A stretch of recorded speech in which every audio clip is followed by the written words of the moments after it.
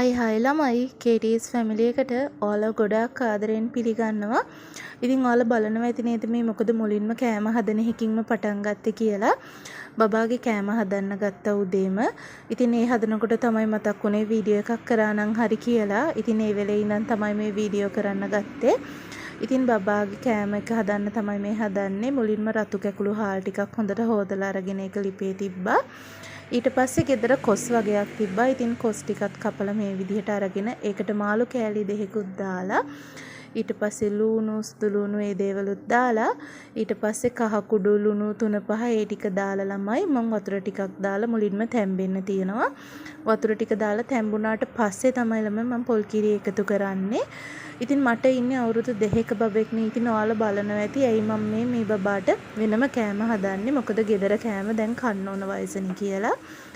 ඉතින් අපේ ගෙදර හදන කෑම එයාට සැරයි කියනවා. ඉතින් සැරයි කියලා කන්න නැතුව ඉන්නවට වඩා මේ විදිහට හදලා දීලා හරි එයා කනවා නම් ඉතින් ඒක තමයි මට ඕන එකම දේ. ඉතින් මම එයාට මේ විදිහට වෙනම හදලා දෙනවා. ටික ටික ඉතින් හුරු කරගන්නවා ගෙදර හදන කෑමම කන්න. ඉතින් මේ විදිහට මම ඒ හින්දා එයාට වෙනම චුට්ටක් හදලා දෙනවා. මං ළමයි සාමාන්‍යයෙන් අනිවාර්යෙන්ම ගෙදර කොළ තියෙනවා නම් බබාගේ කෑම වලට අනිවාර්යෙන් කොළ එකතු කරනවා. නැතිම වුණොත් තමයි එදාට දෙන්න වෙන්නේ නැත්තේ. ඉතින් අද මම බටර් චුට්ටක් මේ විදිහට දාගෙන මේ ළමයි කංකුන් ටිකක් පොඩියට කපලා අරගෙන චුට්ටක් වෙලා තියලා ඒකට මම බිත්තරයක් එකතු කරනවා. මේ විදිහට බිත්තරේකුත් කඩලා දාලා ඒකත් චුට්ටක් වෙලා මෙහෙම කලවම් කරගෙන ඒකටත් ලුණු කුඩු ටිකක් හිම දාලා කංකුම් එකත් එක්ක එක එකට මික්ස් කරලා ගන්නවා. අපේ බබා ගොඩාක් ආසයි මේ විදිහට කන්න. ඉතින් මම මේ විදිහටත් එයාට හදලා දෙනවා. බබාලා ආසාවෙන් කනවා නම් ඉතින් අම්මලා එයාලට ඕන විදිහට හදලා දෙනවනේ ඉතින් නේද?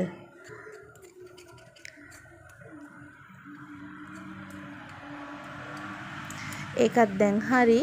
ඉතින් මේ විදිහට බබාගේ කෑම ටිකත් හදලා ඉවර වෙනකොටම අම්මා උදේට කන්න කිරිබත් හදලා තිබ්බා. ඉතින් මං කිරිබත් එකත් බෙදාගෙන ඉස්සරහට ආවා. කෑලි නම් කපලා කරලා තිබුණ නැහැ ළමයි. පිඟානට බෙදාගෙන කන්න කිව්වා.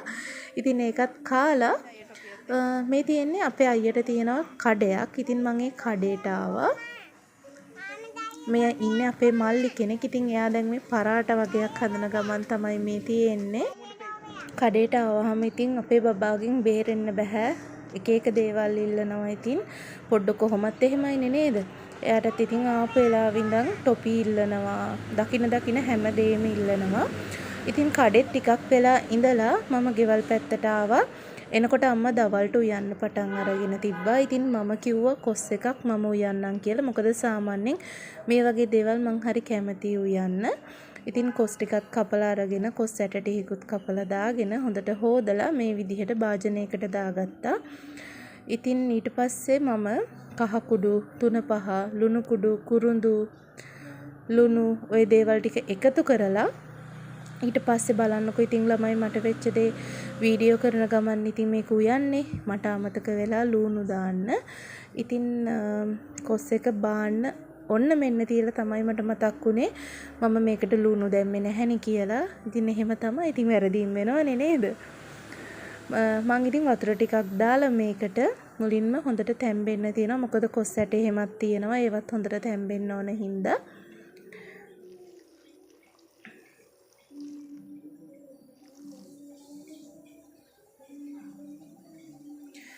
ඒ ටිකත් හොඳට තැම්බුණාම තමයි මම පොල් කිරි එකතු කරන්නේ. පොල් කිරි ටිකත් එකතු කරලා ඒකේ චුට්ටක් හිඳෙනකන් තියලා ඊට පස්සේ ඉතින් ලුණු සුදු ලුණු අබ ඒ ටික දාලා හොඳට ටෙම්පරාදු කරපු එක මේකට දානවා. එතකොට හරිම රසයි. ඉතින් ඒකත් උයලා ඉස්සරහට එනකොට මෙන්න මෙයා තනියම වාඩි වෙලා වැස්ස දිහා බලාගෙන ඉන්නවා ළමයි. මට ඇත්තටම පව් කියලා හිතුණා. එයා තනියම වාඩි වෙලා එළිය බලාගෙන ඉන්නවා. ඔන්න ඉතින් තව ටිකකින් මාව දකිනවා. දැකලා හොඳ හිනාවක් දාලා මටත් එතනට කතා කරනවා වැස්ස බලන්න එන්නලු. ඒත් ඉතින් මේ දවස්වල හරියට මදුරුව ළමයි මෙහි ඉතින් ගස් කොළන් තියනවා වටේම. ඒ හින්දා මම එයාව ගෙට එක්කන් ආවා. බලන්නකෝ ඉතින් මෙයා කියන දේවල්. බීච් එකට යන්න හෙල්මට් එක දාගන්න.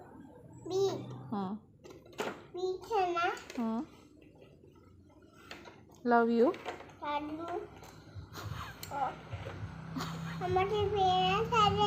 oh ශෛල්ව පේනවා අම්මට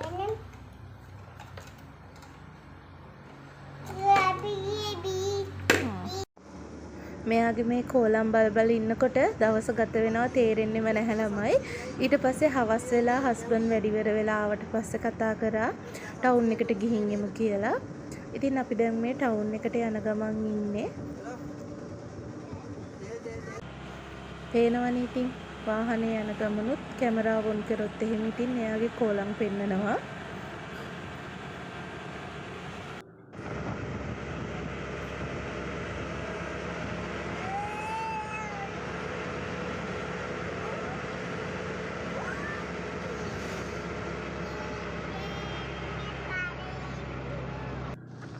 දැන් ළමයි අපි මතුගම ටවුන් එකට ආවා. අපි මුලින්ම යන්නේ පල්ලියට. ඉතින් එන්නකෝ ඔයාලත් අපේ පල්ලිය බලන්න. දැන් නම් ගොඩක් හවස් වෙලා ළමයි. ඒ හින්දා ඉතින් මේ වෙලාවට පල්ලිය ඇතුළට යන්න විදිහක් නැහැ. පල්ලිය වහලා තිබ්බේ. ඉතින් ඒ හින්දා අපි උඩට යන්න නැතුව පහලින් ඉඳලා ටිකක් වෙලා පල්ලිය අපි හිටියා ළමයි. මේ තියෙන අපේ පල්ලිය ඇත්තටම හරිම ලස්සනයි.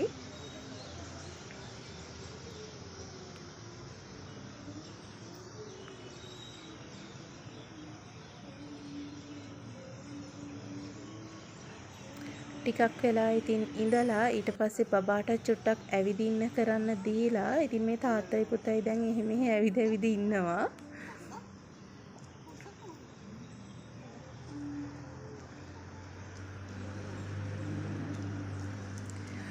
මෙහෙම ටිකක් වෙලා ඉඳලා අපි ඉතින් පල්ලියෙන් ආව ළමයි.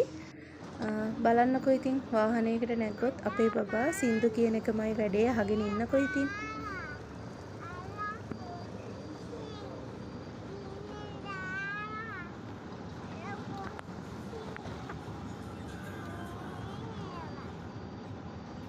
වාහනයකට නැග්ගොත් ඉතින් ආයි වාහනෙන් බහිනකම් එයාගේ වැඩේ එයා දන්න සින්දු සේරම කියන එක. ඊට පස්සේ අපි සෙඩ් එකට ආව තෙල් ගහ ගන්න. ඊට පස්සේ තමයි ළමයි මම මේ ආසම පාර්ට් එක අපි ආව shopping. හැබැයි ඉතින් මටවත් හස්බන්ඩ්ටවත් මුකුත් ගන්න නෙවෙයි ආවේ. බබාට ඕන කරන බඩු ටිකක් තිබ්බ ගන්න. එයාට ඕන කරන ඇඳුම් ටිකක් තිබ්බා. ඉතින් ඒ ටික අරගන්න තමයි ආවේ. ඉතින් ඒ ගමන් චුට්ටක් මමත් වටයක් ගියා.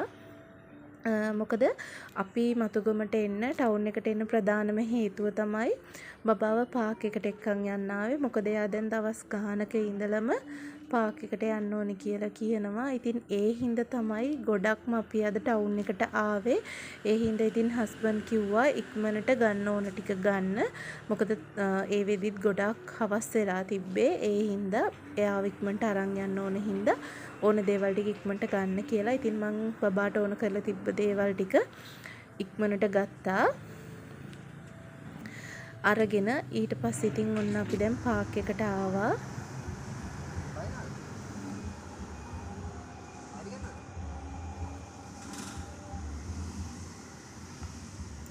අපි ඉතින් ළමයි හැමදේම කරන්නේ අපේ බබාලා වෙනුවෙන්නේ. ඉතින් එයාලගේ සතුට තමයි අපේ නම්බර් 1 වෙන්න ඕන. ඉතින් එයා දැන් දවස් ගානක ඉඳලම එයාට පාක් එකට යන්න ඕන කියනවා.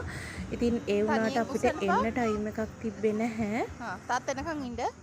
ඉතින් අද හවස් වෙලා තිබ්බත් අපි ඉතින් කතා වුණා එයාවද පාක් එකට එක්කන් එමු කියලා. ඉතින් මේ පුංචි හිත්වලට තේරෙන්නේ නැහනේ අපිට කොච්චර වැඩ තියෙනවද කොහොමද කියලා. ඉතින් එයාලට ඕන දේ අපිටත් පුළුවන් විදිහෙන් අපිත් දෙන්න උත්සාහ කරන්න ඕන. මොකද ඒ පොඩි ළමයින්ට පුංචි දෙයට ඇති ගොඩාක් සතුටු වෙන්න. ඉතින් කොහොම හරි ඔන්න ඔයාලත් අම්මෙක් තාත්තෙක් නම් ඔයාලගේ බබාලා කියන දේවල් වලට අමාරුණත් පුංචි හරි වෙලාවක් වෙන් කරගෙන ඒ දේවල් ඒගොල්ලන්ට ලබා දෙන්න. මොකද එයාලගේ පොඩි කාලේ ආයේ එන්නේ නැහනේ. ඉතින් ඒ හින්දා එයාලා ආස දේවල් පුළුවන් විදිහට දීලා එයාලව සතුටින් තියන්න බලන්න. මේ වෙලාවට ළමයි පාක් එක හරිම නිස්කලංකයි. කවුරුත්ම හිටියේ නැහැ. අපි තුන්දෙනා විතරමයි හිටියේ. ඉතින් පාරෙත් වාහන අඩුයි. ඒ වෙලාව මං හිතන්නේ 8ට වගේ රෑ කිට්ටු ඇති. ඉතින් කවුරුත්ම හිටියේ නෑ. හරිම නිදහස්. බබාත් ඉතින් එයාට ඕන තැන දුව පේනව නේද? එයාගේ සතුට නිදහසේ වින්දා. එහෙට දුවනවා මෙහෙට දුවනවා උන්චිලා පදින්න යනවා. ඉතින් ඒවෙන් එයාට ඕන විදිහට සෙල්ලම් කර හිටියා. ඉතින් එයා ෆස්ට් ටයිම් තමයි මේ උන්චිලාවක් පදින්නේ. ඉතින් හස්බන්ඩ් මුලින්ම එයාව තියලා උන්චිලාව පැද්දුවා. ටිකක් වෙලා යනකොට එයා තනියමම පදින්න ගත්තා. ඉතින් ඇත්තටම ගොඩාක් සතුටුයි. මොකද අපේ පොඩ්ඩෝ එන්න දෙයක් දැකලා තේරුම් අරගෙන තනියෙන් ඒ දේවල් කරගන්නව දකිනකොට හිතට ගොඩාක් සතුටුයි. අයි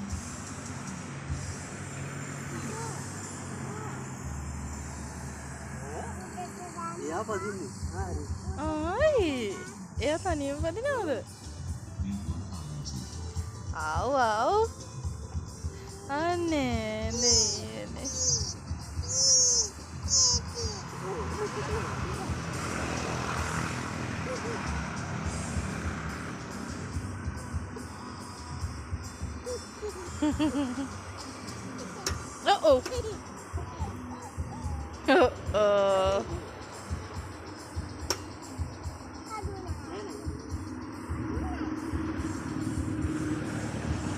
Uh-oh.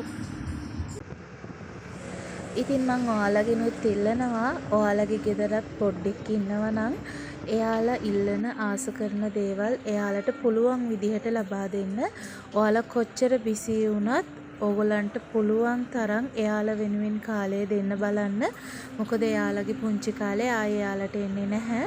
ඉතින් එයාලගේ සතුට තමයි අපෙත් සතුට හැමදාම. ඉතින් මේ විදිහට තමයි එදා දවස මගේ ගත වුණේ. මං ආයෙමත් වීඩියෝ එකක් අරන් එනකන් ඔයාලා ගොඩාක් පරිස්සමින් ඉන්න. හැමෝටම ජේසුස් පිටයි බුදු සරණයි.